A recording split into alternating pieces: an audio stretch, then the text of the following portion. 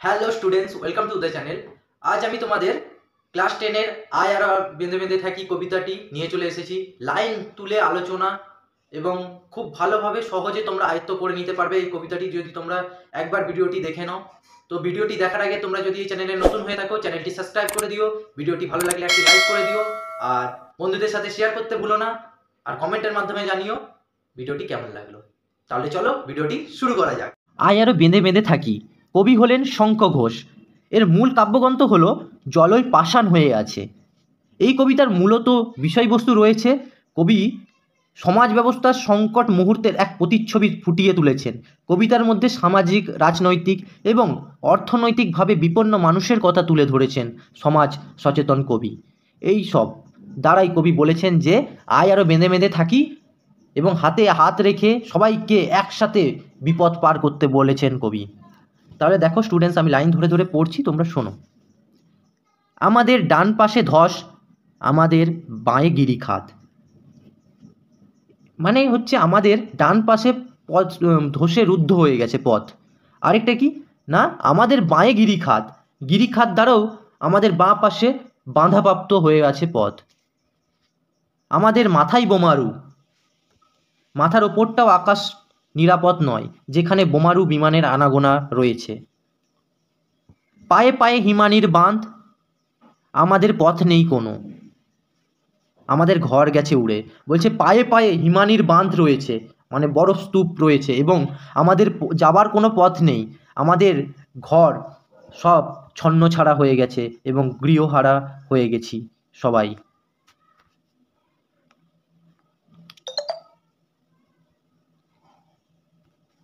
আমাদের শিশুদের সব ছড়ানো রয়েছে কাছে দূরে।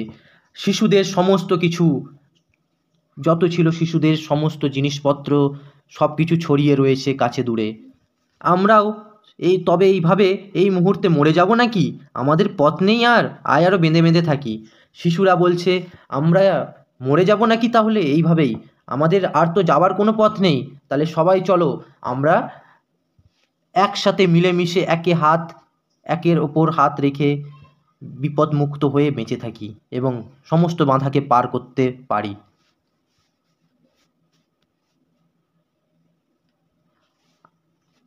আমাদের ইতিহাস নেই, অথবা এমনই ইতিহাস আমাদের চোখ মুখ ঢাকা। আমরা 12 মাস ভিখারি, আমরা ভিখারি 12 মাস। পৃথিবী হয়তো বেঁচে আছে, পৃথিবী হয়তো মরে গেছে, আমাদের কথা কে বা জানে? আমরা ফিরেছি দৌড়ে দৌড়ে। এর মানে হচ্ছে যে কেবল সামাজিক বাহিক অবক্ষয় নয়, এখানে মানুষের কোনো ইতিহাসই নেই। এমনই ইতিহাস যেগুলো মানে চোখ মুখ ঢাকা, এবং এখানে মানুষ 12 মাস ভিখারি রয়েছে, কারণ এরা সাধারণ মানুষ।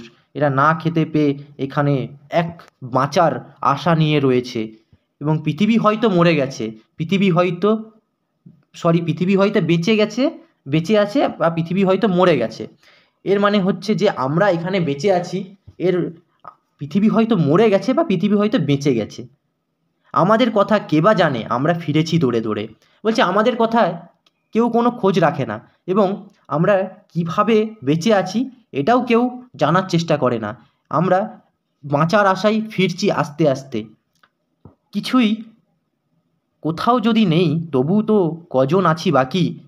বলছে আমরা তো কোথাও কয়জন নেই, আমরা বেঁচে আছি শুধু কয়েকজন মতো।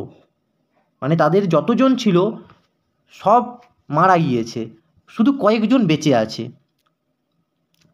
তার মধ্যেই বলেছেন যে আয় আরও বেঁধে বেঁধে থাকি, এবং হাতে হাত রেখে সমস্ত কিছু বাধা মুক্ত করতে চেয়েছেন। আয় আরও বেঁধে বেঁধে থাকি, সেটাই তো। তো এখানে বলেছেন, দেখো কবি বলেছেন আয় আরও হাতে হাত রেখে, আয় আরও বেঁধে বেঁধে থাকি। মানে সবাইকে একসাথে মিলেমিশে সমস্ত কিছু বাধা মুক্ত করে হাতে হাত রেখে বেঁধে সবার সাথে মিলেমিশে সমস্ত বাধাকে পার করার কথাই কবি এই কবিতায় বলেছেন। এবং এর কবিতার মূল বক্তব্য বলতে গেলে কবি সবাইকে মিলেমিশে সমস্ত কিছু বিপদ পার করার কথা কবি এই কবিতায় ফুটিয়ে তুলেছেন। তো এর মধ্যে স্টুডেন্টস কোশ্চেন হতে পারে, এর মধ্যে আমরা 12 মাস ভিখারি বলতে কবি এখানে কি বুঝিয়েছেন। তারপরে রয়েছে যে কোশ্চেন তারপরে দেখো রয়েছে, আমাদের শিশুদের সব ছড়ানো রয়েছে কাছে দূরে, এই মন্তব্যটি ব্যাখ্যা করো।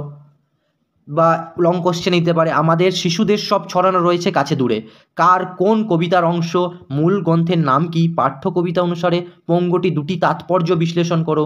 এই কোশ্চেনটার যদি তোমরা অ্যান্সার করতে পারো তাহলে সমস্ত কোশ্চেনের অ্যান্সার তোমরা মোটামুটি দিতে পারবে। এবং আরেকটা কোশ্চেন দেখতে পারো তোমরা, আয় আরও বেঁধে বেঁধে থাকি, কবি কাদের বেঁধে বেঁধে থাকতে বলেছেন, বেঁধে বেঁধে থাকা বলতে কবি কী বুঝিয়েছেন, কবি বেঁধে বেঁধে থাকার প্রয়োজনীয়তা অনুভব করেছেন কেন। এই কবিতার এই কোশ্চেনটা খুবই মোস্টলি ইম্পর্টেন্ট, তোমরা ভালো মতো করে দেখো, 5 মার্কের। এবং এমসিকিউ তো এই কবিতার থেকে তোমরা যদি ভালো মতো করে রিডিং পড়ো এবং কবিতাটি ভালো মতো করে যদি আয়ত্ত করে নাও তাহলে তোমরা ভালো মতো করে পরীক্ষায় অ্যান্সার দিতে পারবে। তো আজকের মতো এখানেই সমাপ্ত করলাম, দেখা হচ্ছে অন্য কোনো ভিডিও নিয়ে।